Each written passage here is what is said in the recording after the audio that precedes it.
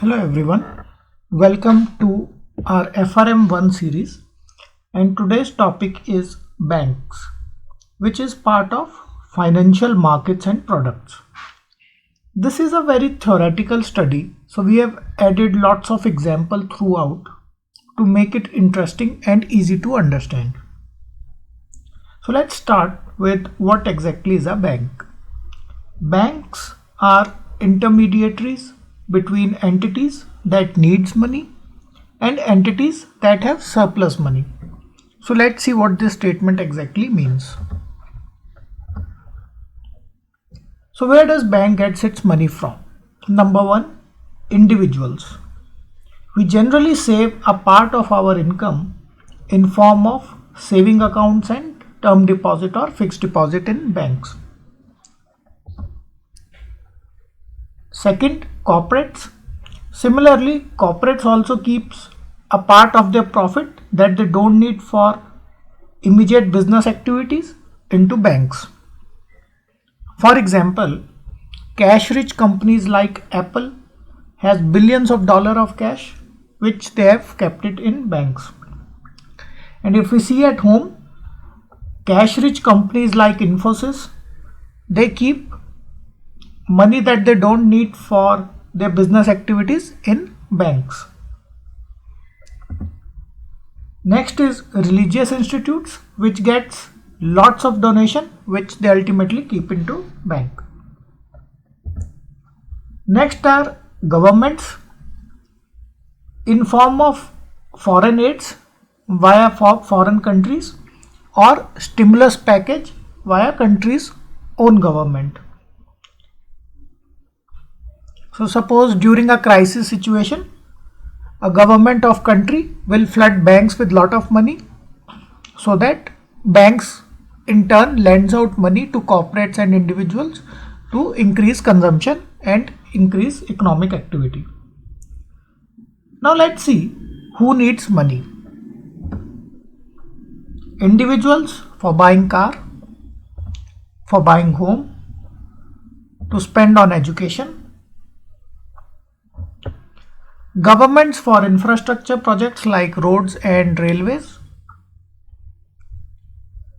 For meeting any emergency requirements in form of, let's say, personal loans or credit card withdrawals. And corporates to fund their business activities or expansion plans. Let's see types of bank.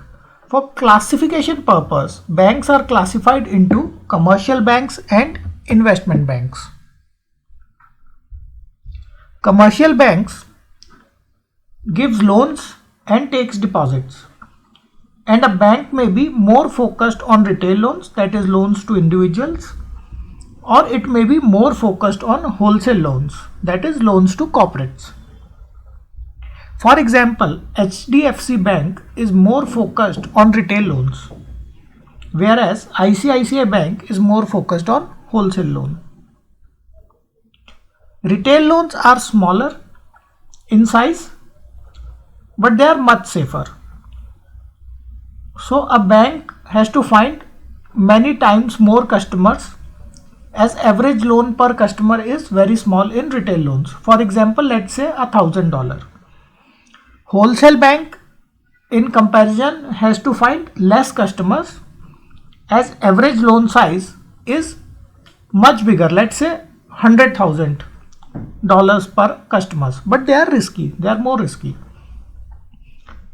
If a client fails, then a wholesale bank will suffer bad shock, which is going to be many times more compared to a client failing for a retail bank.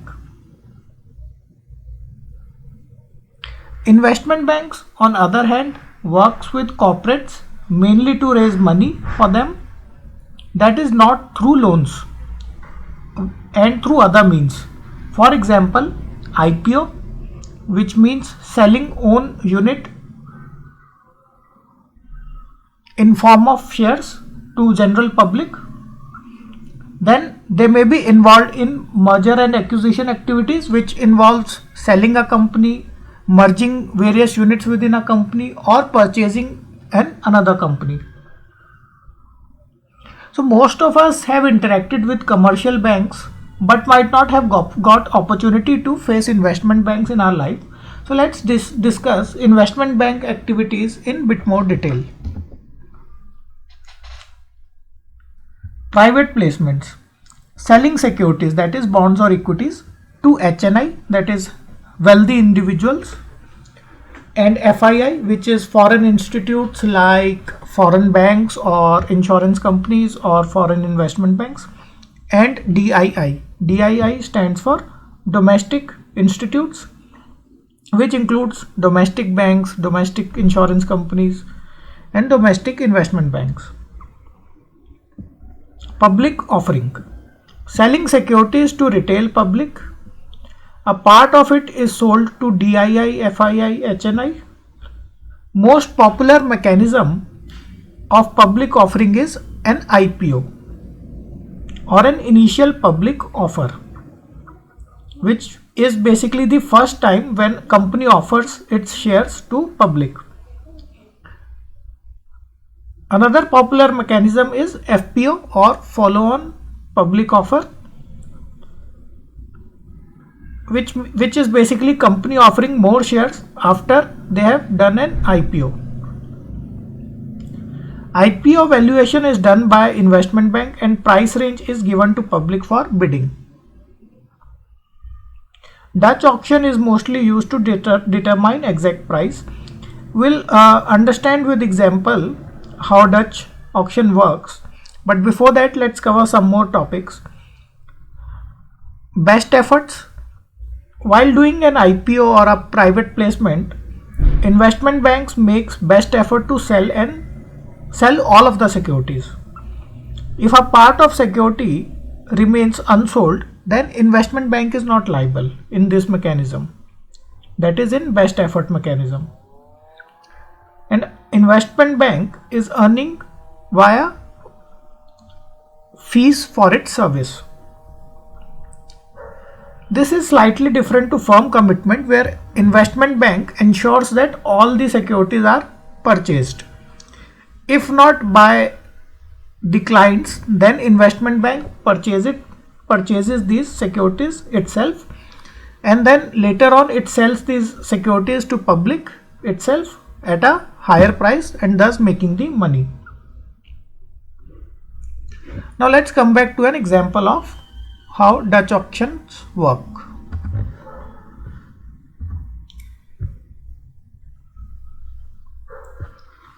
Say a ABC company wants to offer 100 shares in IPO, and price range of ABC company is from 200 to 250 shares as valued by an investment bank. Now people are given options to select price and quantity that they want to buy within this range of price. Say the quotes received are as follows: 10 shares at 250, 90 shares at 225, 100 shares at 215.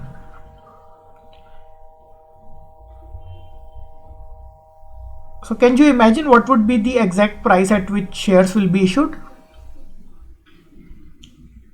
Yes, it is 225. How did we arrive at 225? It is the lowest price at which demand equals to supply. So your supply is 100 shares, and if you see your demand is 10 shares at 250, so first company will prefer that. Then 90 shares at 225. So at 225 your 100, there is a demand for 100 shares and there is a supply of 100 shares. So everybody will get IPO at 225. Since everyone gets share at lowest price, that is price at which supply is fully absorbed, it entices people to apply at higher rates, thinking in any case they will get shares at lower price. This human behavioral aspect helps get more demand at higher prices.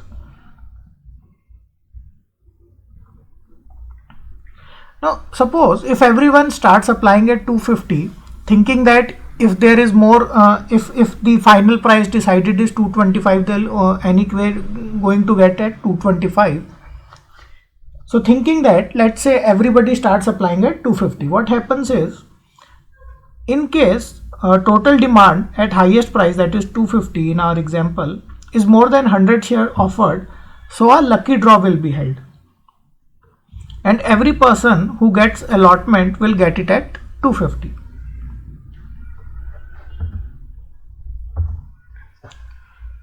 Now see, risk faced by banks. Due to nature of its business, bank faces various kind of risks. Market risk. It is unfavorable movement of market prices. Example, bank is holding bonds but bond prices decreases. Due to increase in interest rate, the bond prices might have decreased. So bank in this case will suffer losses. This is highly applicable for investment banks who do all kind of trading activities in the securities. Second one is credit risk, which is default by a counterparty to whom credit is given. For example, when Kingfisher Airline got bankrupt, it led to losses of around $1.5 billion to Indian banks, mainly IDBI Bank and SBI Bank. Operational risk. Failure of controls, systems, dishonest employees are some of the reasons for operational risk. For example, Barclays Bank, one of Europe's biggest bank, was fined $500 million when some of its employees were found to be rigging LIBOR rate. Liquidity risk is another major risk faced by the banks, which is not covered as part of this chapter, but it is very important to know. This is a case where bank has money but it is stuck in form of loans or investment, and bank is not left with any money to pay the depositors. Suppose a bank has used money from 1 year term deposit to give a 5-year loan. After 1 year, bank will not have money to pay back its depositor. Although it has money, but at that particular point, which is after the end of 1 year, it will not have the money. Asset liability management unit within the bank ensures that bank has sufficient liquidity at all times.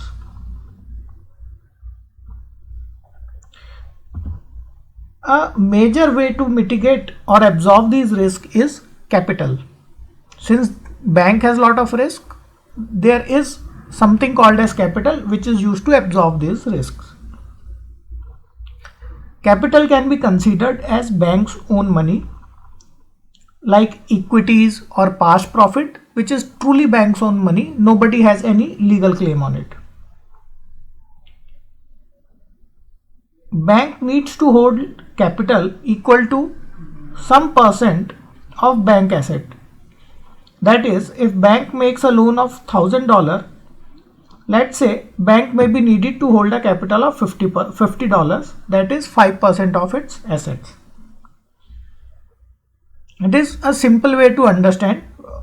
We can go, when we go into Basel regulation, we'll see how these capital adequacy ratios are calculated in detail. Now there are two ways to classify capital. One is regulatory capital. It is the amount of money or amount of capital rather bank needs to hold as per the regulatory requirements. So regulation has a standard way of calculations, and as per those calculations, whatever is the capital that is needed is called as regulatory capital.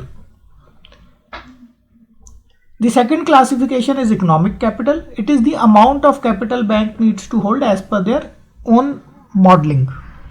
So in Basel, when we go through Basel, there is concept of allowing banks to create their own internal models, which of course are reviewed by regulators, but then banks are free to create their internal models. Now when bank creates internal model, the capital that comes out of that model will be different from what is being prescribed by regulators. So this is basically the economic capital. And economic capital has to be greater than or equal to regulatory capital. Otherwise, what will bank do is they'll say that my risk is zero and we don't want to hold any capital.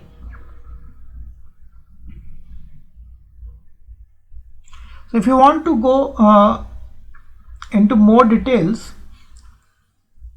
of capital, you can find a link to our videos which explain capital in detail. So this is a screenshot from that video. You can go through the description to find this video, but let's go through this example. So suppose there is a person who has deposited $100 in 1 year fixed deposit or term deposits. Then there is another customer who has also deposited $100 for 1 year in the bank. Now bank uses this money to give loans to various customers. To first customer it has given $50, to another customer it has given $75, and to third customer it has given another $75. Now let's say the first person or this person basically defaults on his loan and is unable to repay, and this person has taken a car loan. Now what is the situation of bank after 1 year? Let's see. So money bank owes is 100 plus 100, which is principal, plus then this when you deposit money in bank gives you an interest rate. In our example it is 5%. So 5% of 200, which is $10. So your bank owes 210. And what is the money left with the bank? This 50 is gone because this person is unable to pay back. So what you are left with is basically 75 plus 75, which is the principal plus the interest. In our example it is 10%. So 10% of 150, which becomes another 15. And since this was car loan, so bank would have taken car, and let's say we are assuming bank has sold this car at, let's say, 50% discount, and bank is able to recover $25 from selling this car. So at the end of 1 year, money that bank has is 190, right? But bank has to pay 210. So where do the bank gets this additional $20 from? So this additional $20 is coming from bank's capital. That is past profits that bank would have accumulated or money of its owners, that is shareholders, which is your equity capital. Moving to some more concepts.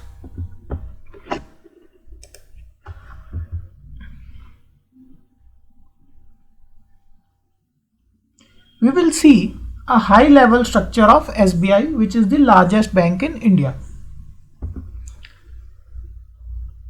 At top is SBI parent company. Under that it has various legal entities like SBI Bank that does retail and commercial lending and borrowing. Next it has SBI Capital that does investment banking work. Next it has SBI Life that does insurance business, and then next it has SBI Card that does credit card business. With this structure, one thing that you will appreciate is that there could be a possible conflict of interest.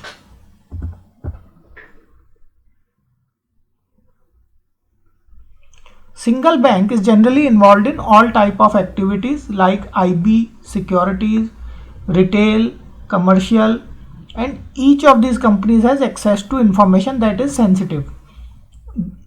By sensitive we mean some information that can result in price changes, which is not available with general public.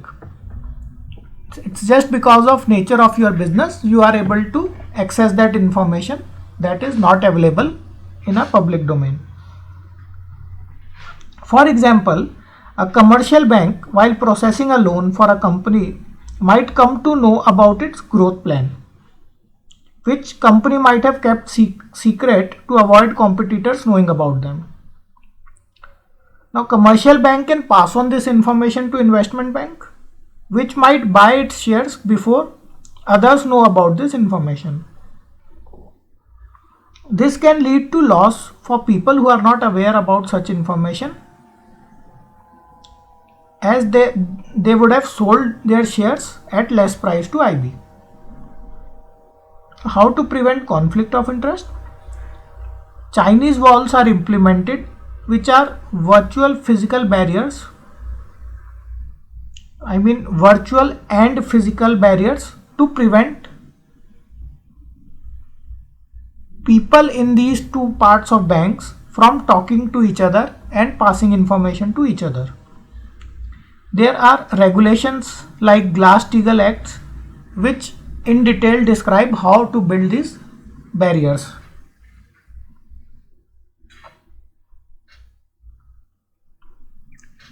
So such kind of separations are still quite difficult to implement and even more difficult to audit. So regulators have mandated all the transactions within a bank to be classified into banking book and trading book. Banking book mainly concerned with loans and deposits. Balance sheet amount of a loan is equal to principal plus interest on the loan. If NPA, which is non-performing asset, that is non-payment of interest for 90 days, then balance sheet amount is principal amount. Beyond that, bank needs to provision for losses in their provision account. Trading book, mainly concerned with buying and selling of security that are not transacted for hedging purposes. These securities needs to be marked to market. If illiquid, complex securities, then mark to model. So what is mark to market? So suppose you have bought share at 100 rupees and today its price falls to 90 rupees. Then you have to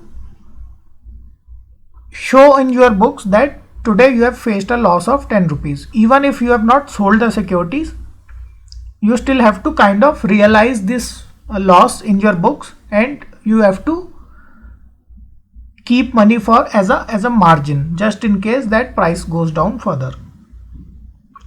And mark to model is for illiquid securities, something like let's say a credit default swap whose price is not readily available on day-to-day basis. Then generally banks creates their own model to value that.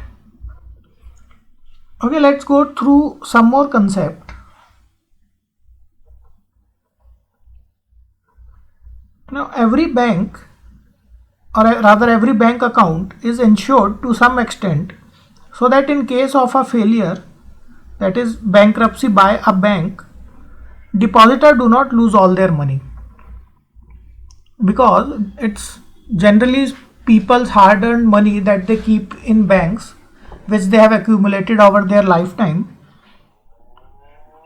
So generally governments across the banks takes some kind of insurance on each bank account.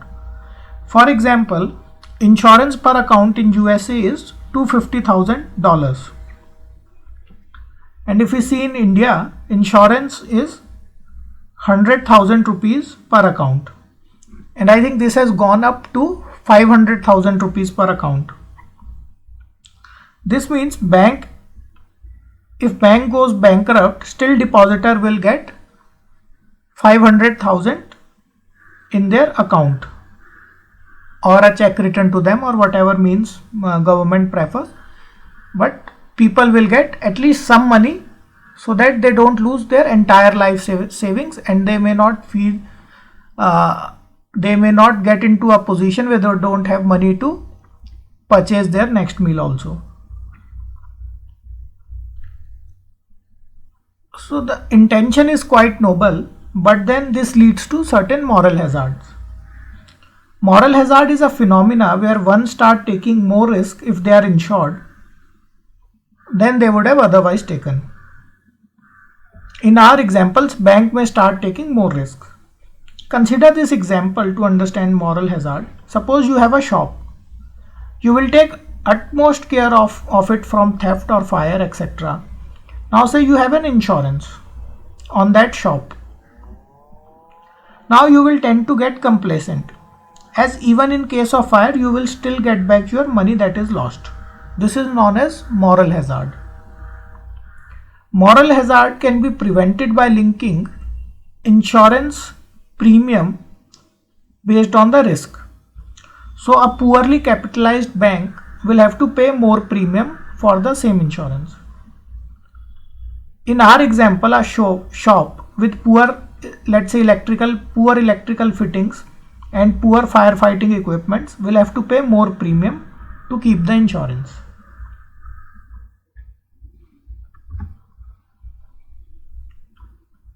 Another concept which is covered in this chapter is originate to distribute. For this we need to understand securitization. Traditionally, banks used to keep loans on their balance sheet till it is completely paid. Nowadays, it is common for banks to group different kind of loans and sell it to SIV, also called as Special Investment Vehicle, which then sells it to investors. This process is known as securitization. Since bank originate loans to distribute it to investors, hence the name originate to distribute. Now securitization also leads to moral hazard, as risks not only the loans but even the risk of loan. So basically the risk that a person will not pay back the loan also gets passed to investor, because investor is purchasing that loan from the bank. So what it leads to is that there is no incentive for banks to focus on giving loans to highest credit rating people, that is people with absolutely clean history. Banks will get enticed to take more risk and give loans to slightly poorer credit history people so that they can earn more interest rate from them. This is also the main cause of 2008 financial crisis, also known as subprime crisis, where banks started giving loans to people with poor credit history because the risk of loan default is basically passed on to the investors.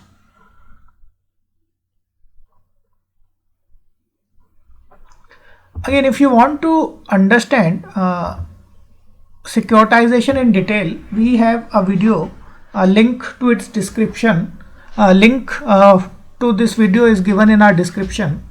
So you can definitely click on that link and have a look at this securitization process in great detail.